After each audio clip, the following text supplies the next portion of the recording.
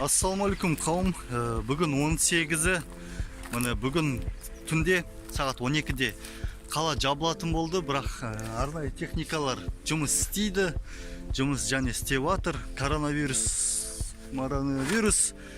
спецтехникамен жұмыс істейтін жігіттерді алмайды. Неге десеңіздер, бұлар әрқайсы өзінің техникасында өздері отырады, ешкіммен контактировать етпейді. Техниканың ішіне кіріп алады, болды. Сосын міне мынандай поледа, бұл жақта қайдан коронавирус болсын. Содан кейін міне объектке келіп тұрмын, мысал. Мұнан экскаватордың компьютері кетіп қалған, міне компьютер, қазір біз радик екеміз. Экскаваторды компьютерін орнатамыз, саламыз. Енді дейміз, енді мынандай жағдай қиын болып жатыр. Бұл жұмысымыз бізде қаланың шет жағында Жапек Батыр деген ауылда. Енді қала жабылайын деп жатыр. Түнгі сағат 12-де бүгін қала жабылады. Соған қалай істейміз деп шешіп жатыр. Мұнда жұмысшылар тұратын контейнер бар, жер бар. Жұмысшылардың жартысы осында тұрса болады, басында осында тұрады. Содан кейін көре жатармыз. Содан кейін Алматыда бүгін жаңалықтан естідім, радиодан. Алматыда тұратын жігіттер, Алматыда тұратын адамдар пропискасы бар. Қаланың шет жағында жұмыс істейтін болса, қаладан шығарады деп радиодан естідім сондай жаңалық.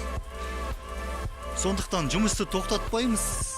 Арнайы техникалар алға баса берсін. Кризиста да, коронавируста да. Әйтеуір твай-твай, Аллаға тәуба. Жұмысымыз болып тұра берсін, жұмыс істей берейік. Барлықтардың денсаулығы мықты болсын, ауруды бәріміз жиналып жеңейік. Мысалы, бір қызық заманда өмір сүріп жатырық негізі ағайын.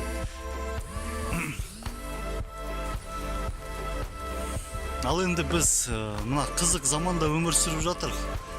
Адамзатты көрмеген адамзат бірінші рет осындай оқиғамен кездесіп отыр. Енді бұрындары болды, бірақ дамыған заманында қазір адамдар бірінші рет осындай оқиғамен жолығып отыр.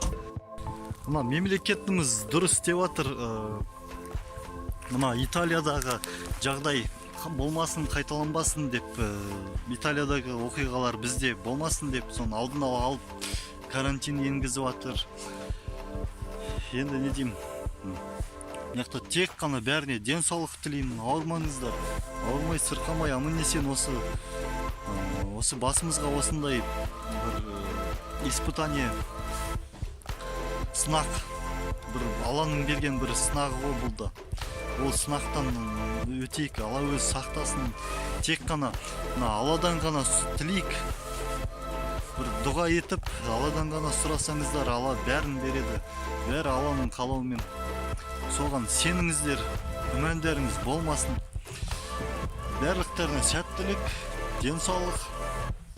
Сол тек қана позитив, мысалы, позитивпен ғана жеңе аламыз. Мына жаман нәрселерді еске алып, паника, қорқыныш, оның бәрі тек қана бізге кері әсерін ғана береді. Позитивпен, көңіл күлкімен тек қана солай ғана жеңуге болады. Бұл психологиялық фактордың әсері мұнда күшті болады негізі.